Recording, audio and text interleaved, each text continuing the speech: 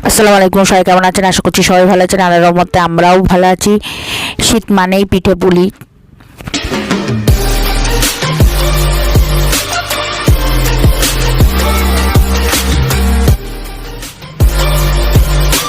আমি আজকে খেজুরের গুড়ের দিয়ে পাটিসাপটা রেসিপি দেবো আপনাদের সাথে। তো গুড়টা আমি গুলিয়ে নিচ্ছি অল্প পরিমাণ পানি দিয়ে। পানিতে আমি গুড় ভেঙে দিয়ে দিয়েছি মিষ্টির পরিমাণ আন্দাজ মতন।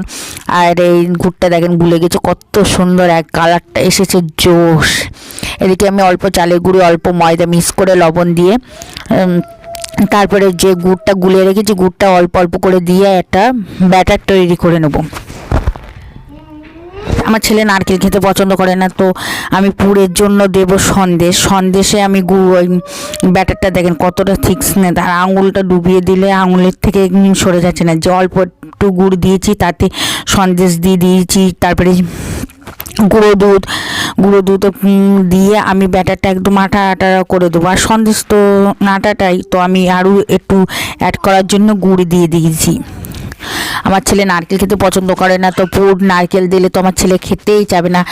আর যে পুরটা বানিয়েছি ওতে লাস্টে লাবিয়ে টুটি ফুটি মিক্স করেছি। উনুনে আমি সসপ্যানটা দিয়ে দিয়েছি, সসপ্যানটা গরম হয়ে গিয়েছে।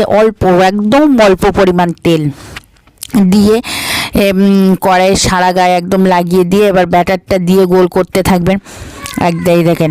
আর শীত মানেই তো পিঠে পুলি নানান খাবার। আমার কাছেই তো শীত খুবই ভালো লাগে। শীতকালে খাওয়া দাওয়া খেয়ে শান্তি, শুয়ে শান্তি, বসে শান্তি, সব কিছু কাজ করেও শান্তি। কিন্তু গরমকালে না কাজ করতে পারবে, না দুটো বেশি খেতে পারবে। আর মানে শীতকালে তো খাবারই আয়োজন।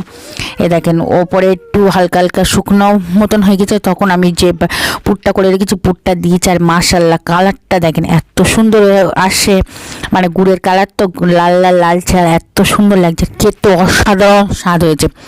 মানে এর খাবার ভিডিওটা তো যে দেবো, তার আগে আমি করে গুছিয়ে রেখে বাইরে গিয়েছি। তার আগেই ও এসে সবাই খাবার শুরু করে।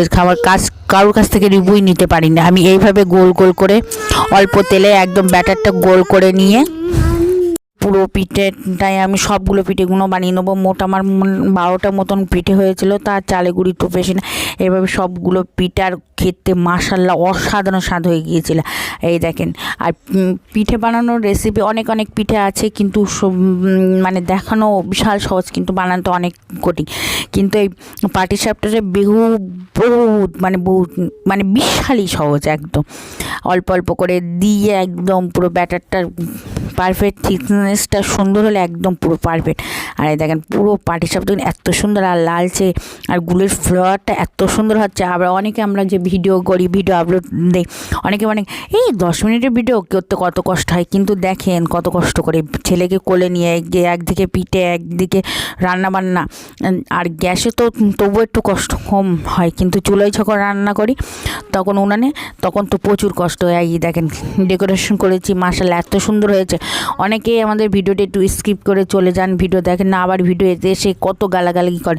কিন্তু ভিডিও করতে ভাই খুবই কষ্ট। ভিডিওটা যে পর্যন্ত সবাই ভালো থাকবে, সুস্থ থাকবেন, আজ বলে গেছে দেখবেন, আমাদের জন্য দোয়া করবেন। কোথায় বাই বাই, টাটা। আমার সোনো পাখি টাটা দেবে। Bye bye. See you soon. محمد نبينا بنور